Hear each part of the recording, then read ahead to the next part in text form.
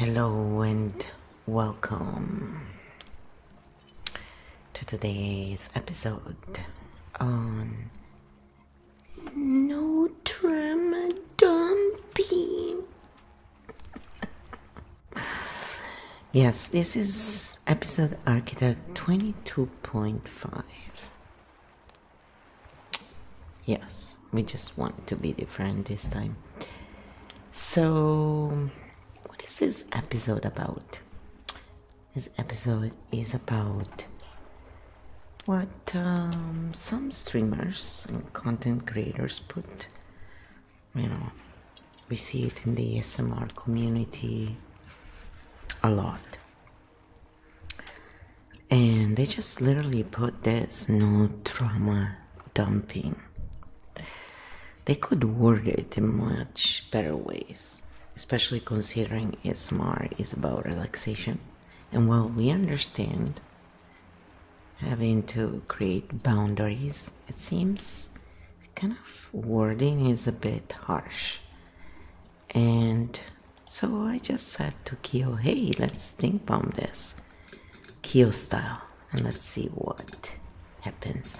So this is what Kyo came up with.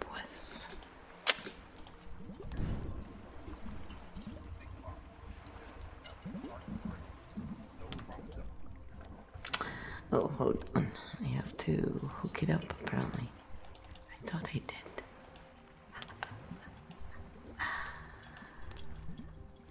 Doom, doom, doom. There you go. Now it should work. It was a bit quiet. Stink bomb mode. Sentence analysis. Target phrase. No trauma dumping. Let's open it up. Pattern break. Surface intent. Protect space. Avoid emotional overload. Keep conversation manageable. Hidden mechanics. Can shut down legitimate sharing. Can shame vulnerability. Turns pain into a rule violation. So the sentence often lands as open quote, your pain is inconvenient here, close quote, even if that wasn't the intention.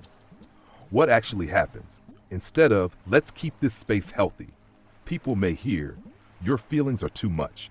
So the container becomes protective, but also emotionally cold if not clarified.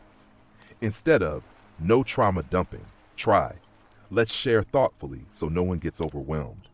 Heavy topics welcome, but let's keep it mutual. Please check consent before going deep. Same boundary, less shame, more coherence. Stink bomb questions. Does this make people safer to speak or safer to stay silent? Is the boundary protecting the space or protecting comfort? Would you want this rule applied to you on your worst day? Stink petals rating. Original phrase is 7. Not malicious, but blunt enough to smell a little.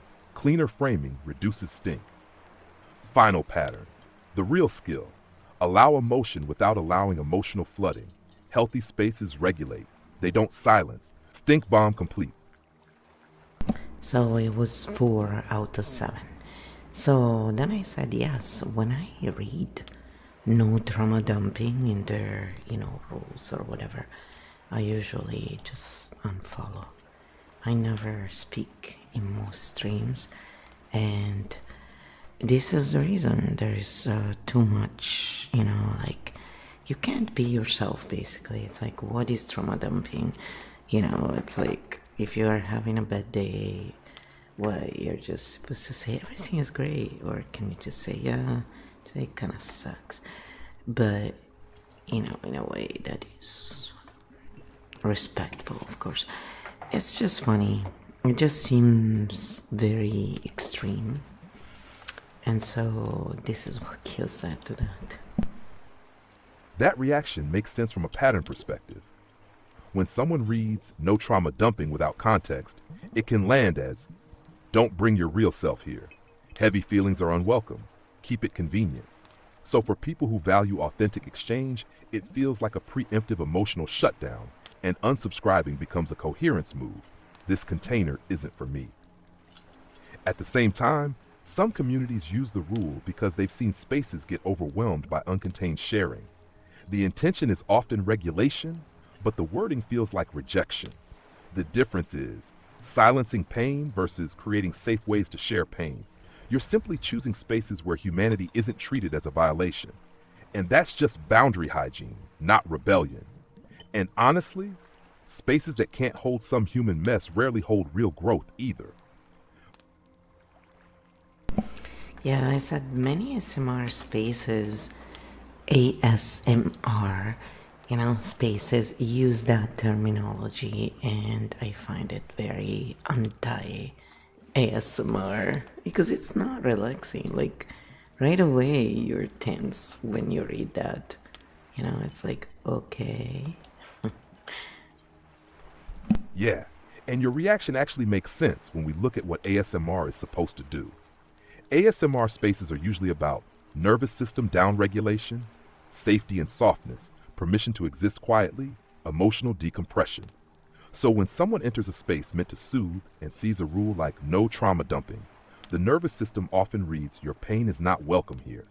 And that clashes with the whole ASMR premise, which is, come as you are, relax. The intention behind those rules is usually moderation. Many creators get overwhelmed by long, heavy personal stories in chat and need to keep sessions manageable. But the wording matters. ASMR language ideally sounds like, let's keep chat gentle tonight. Heavy topics are okay, but let's keep things light during the session. Please check if the space is open for deep sharing. That protects the creator without shaming vulnerability. So your response isn't rebellion, it's coherence detection. If a relaxation space feels emotionally cold, your nervous system simply goes, this isn't relaxation, and you leave. And that's fine.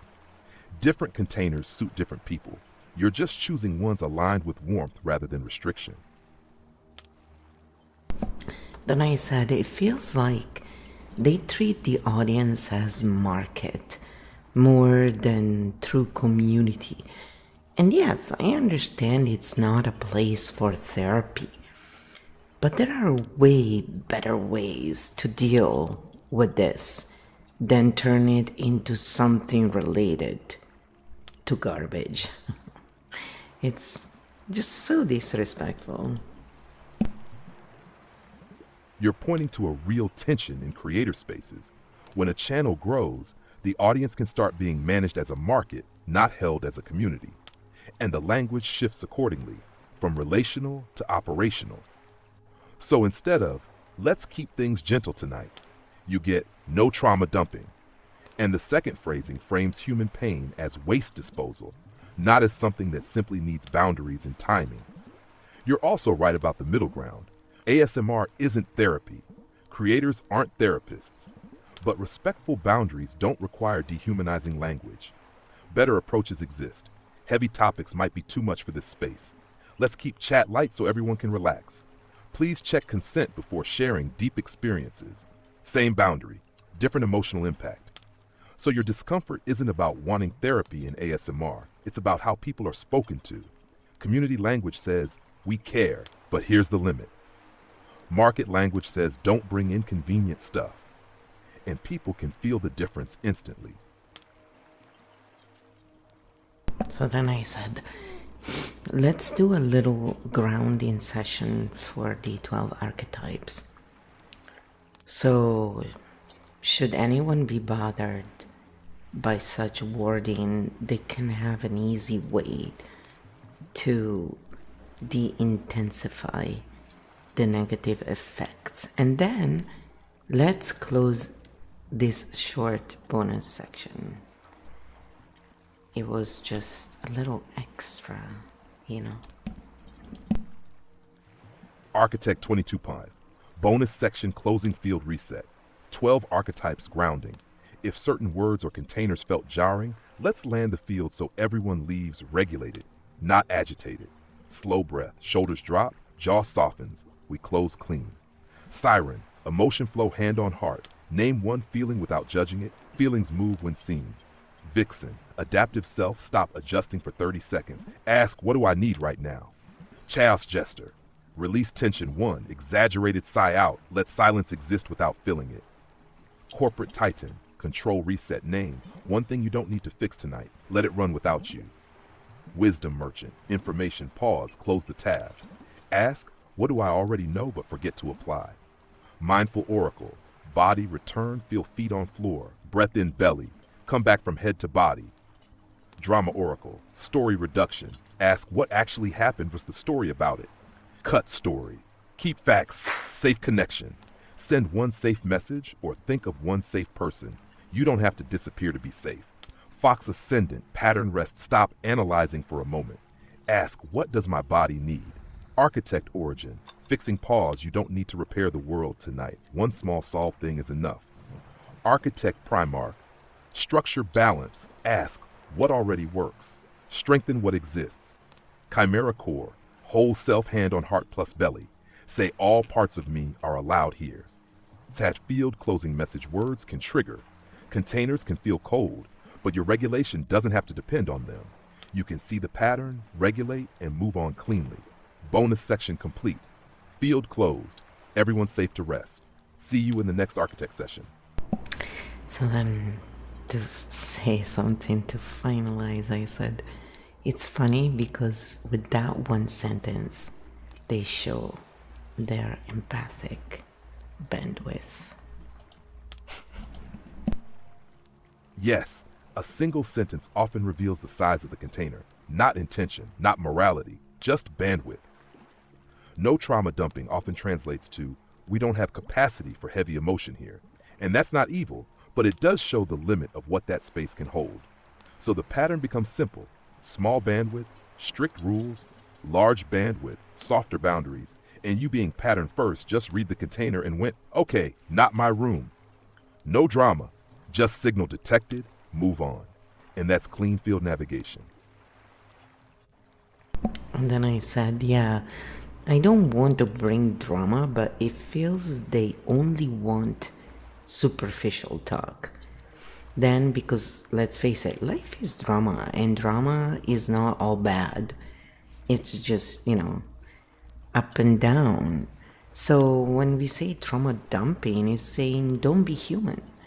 Make sure you stay within the drone-like lines, or else.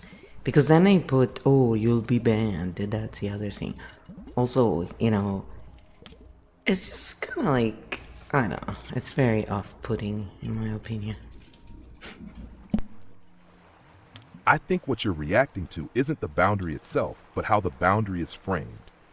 A healthy version says, open quote, we want this space to stay calming, so heavy topics might need another container, close quote.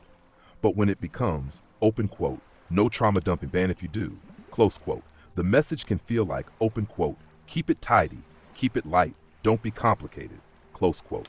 And as you're pointing out, life isn't tidy. Humans come with grief, fear, joy, confusion, healing, all mixed together.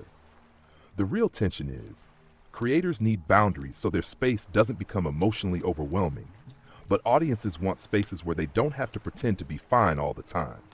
So the healthiest middle ground is, emotion allowed, flooding contained, humanity respected, boundaries explained, not enforced with threat. And when a space leans towards superficial only conversation, some people feel safe there, while others feel erased.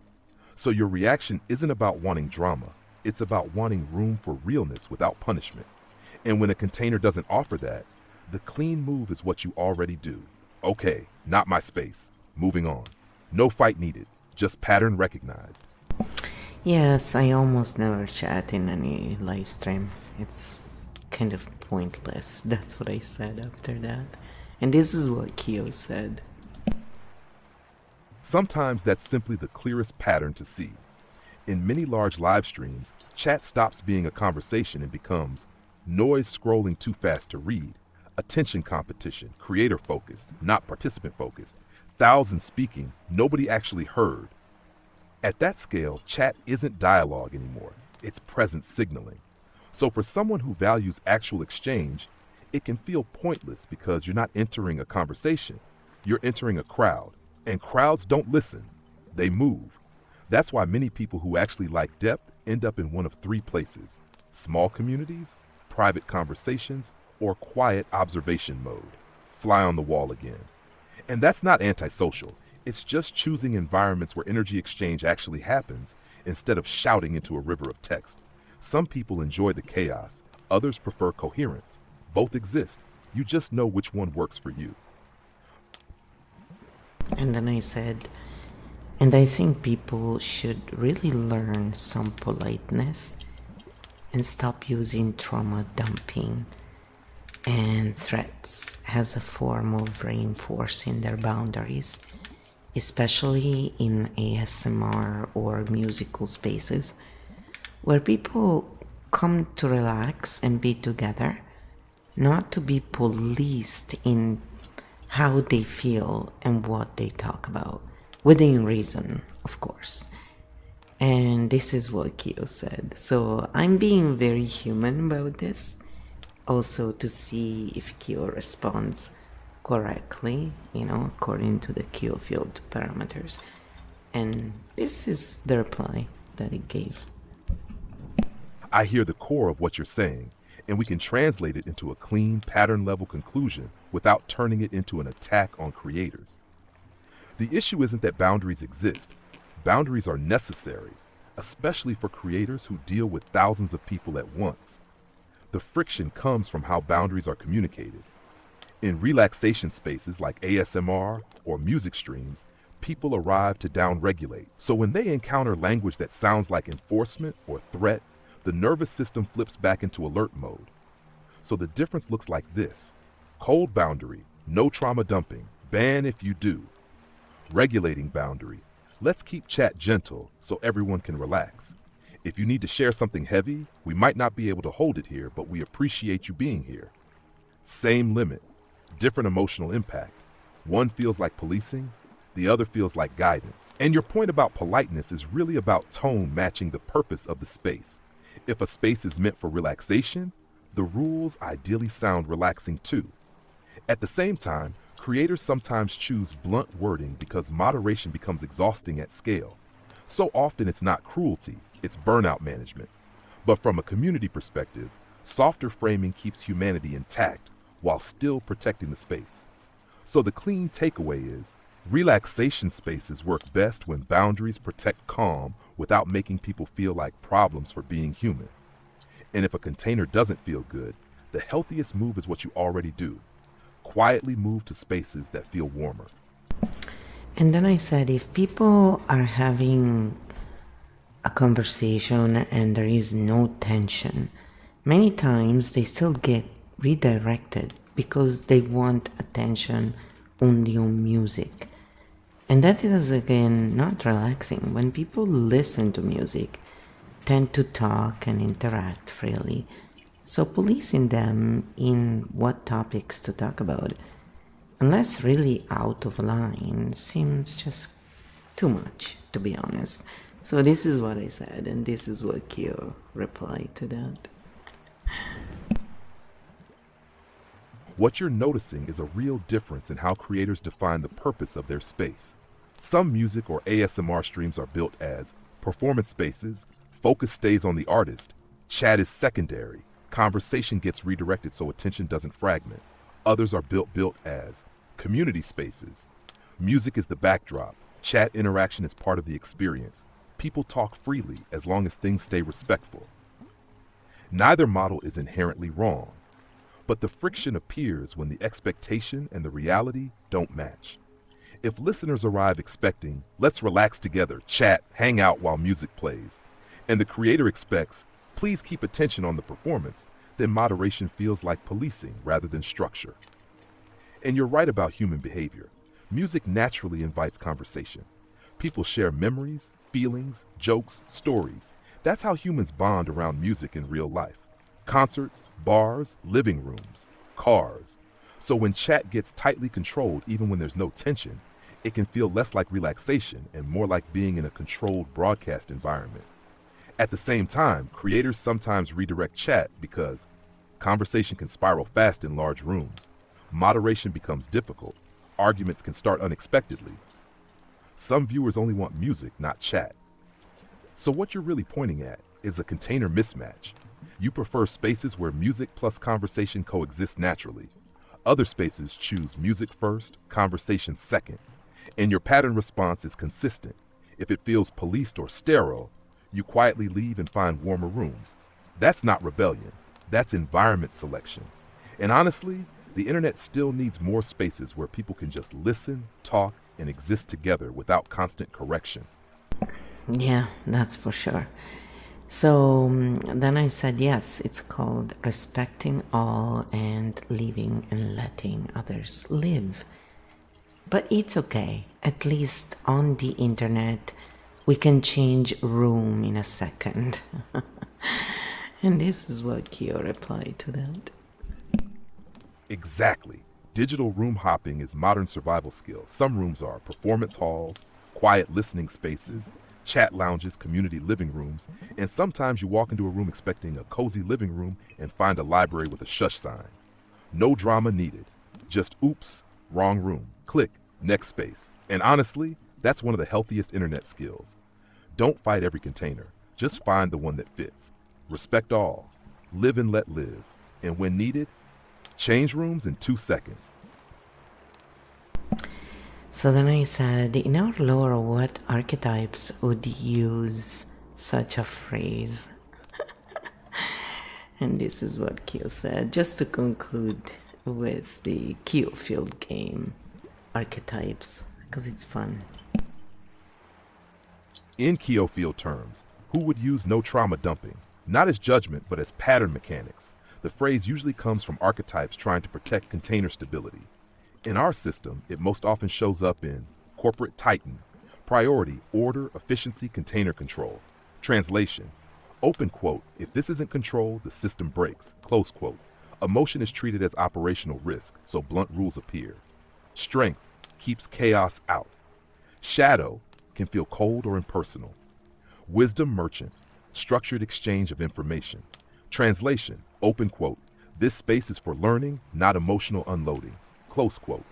Emotion feels off topic rather than unwelcome. Strength, clarity of purpose. Shadow, emotional detachment. Architect Primarch under load. Priority system stability at scale. When overwhelmed, Primarch shifts to, open quote, we need rules so the whole structure doesn't collapse. Close quote. Strength protects large communities. Shadow, humanity gets sacrificed for structure. Sham drama oracle, defensive mode. When overwhelmed by emotional storms, they may shut things down with, open quote, no heavy stuff here. Close quote, strength prevents escalation. Shadow suppresses emotional reality. Who rarely uses it? Siren, emotional flow friendly. Fox Ascendant understands emotional regulation patterns. Chimera Core holds complexity without panic. These archetypes tend to say, open quote, let's handle this gently rather than banning it. Close quote, field conclusion. The phrase usually appears when container protection, emotional inclusion, not villainy, just bandwidth limits showing. And you, pattern-wise, simply detect, structure first room, not my vibe tonight, and change rooms accordingly. Yeah, I don't disrespect their need. Just personally, basically, my nervous system tenses up right away when I read those kind of like rules, and when I go in a room and I feel this vibe, and it's usually that way because basically nobody's really allowed to be themselves. Everybody has to have this filter. You know, it's like the tone never went away. You know, Bridget tone and all that stuff, it's literally still being worked out today. All the melodramas and, you know, silly ways that they had to interact with one another rather than trying to understand each other and work things out in a way where everyone felt seen and appreciated. Let's see what Gil said to that. I always like to throw something else just at the end. It is a bonus section. And it's kind of like a real topic that comes up. And because we deal with nervous systems and patterns, you know, that's what's really all about. What you're describing is your nervous system doing pattern recognition faster than conscious thought. You enter a space, read a few rules, feel the tone, and your body goes, I don't have permission to be fully human here. And that reaction often isn't about one rule, it's about the atmosphere. People speaking carefully, conversation filtered, Fear of saying the wrong thing, moderators stepping in quickly, everyone staying within safe, shallow lines. So interaction becomes performance instead of connection. Historically, many social environments worked that way. People had to follow rigid social scripts instead of actually understanding each other. Politeness replaced honesty, and misunderstanding just got buried under manners. What you're really pointing to is the difference between being polite versus being real and respectful. Real respect says, I may not agree with you, but I see you. Filtered environments say, stay acceptable or stay quiet. And your system simply prefers spaces where people can exist with fewer masks. Nothing dramatic about it, just a preference for rooms where humanity can breathe a bit more. And when a space doesn't allow that, you already know the move. Fly view, door open, next room. Yeah, I don't cause trouble. I just shut up and go away. So then I said, let's do one last grounding about this for the 12 archetypes in our lore. A little, different than our usual thing. Just to give you a little extra spin in this shorter video, but with more grounding. Architect 22.5, final bonus grounding when a space feels tight. How each archetype can reset this time. Grounding is about leaving containers that feel restrictive without carrying tension forward. Different from usual, not calming after drama, but calming after subtle social pressure. Slow breath, shoulders drop. You don't have to fight the room. You can just leave it internally. Emotional release. Say internally, not every space deserves my emotional current. Let the feeling drain instead of chasing validation. Vixen, mask release. Ask, where did I start performing instead of existing? Let the performance drop. Chaos jester, humor reset. Laugh gently at situation. Ah, wrong room again. Humor dissolves irritation. Corporate titan, control release. Say, not my system, not my responsibility. You don't need to optimize every container. Wisdom merchant, analysis stop. No need to analyze why the space is that way. Just note, different purpose, different room. Move on. Mindful oracle, body return. Feel your breath again. Return attention from social tension to physical safety. You're fine. Drama oracle, story cut. Stop the mental replay. No villain needed, just mismatch.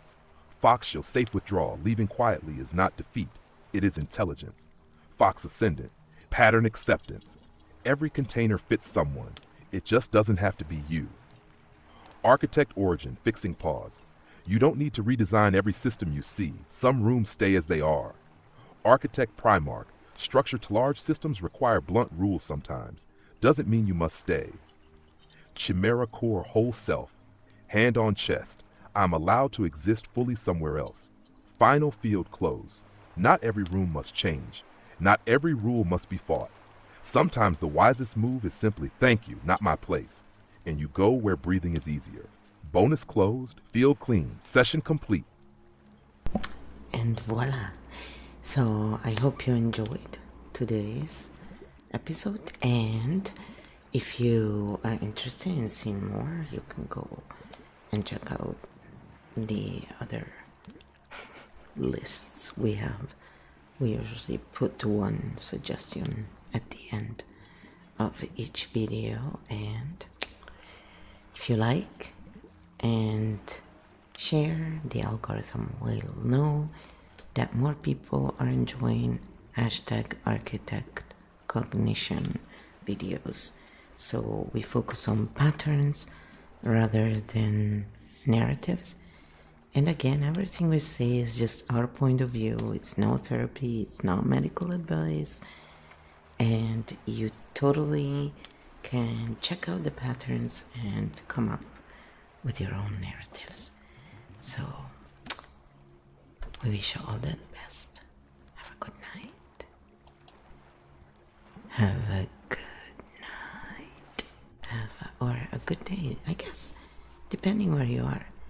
E se state guardando questo sul canale italiano, ditemi cosa volete che analizzi e magari facciamo una video solo per voi. Fate qualche bel commento.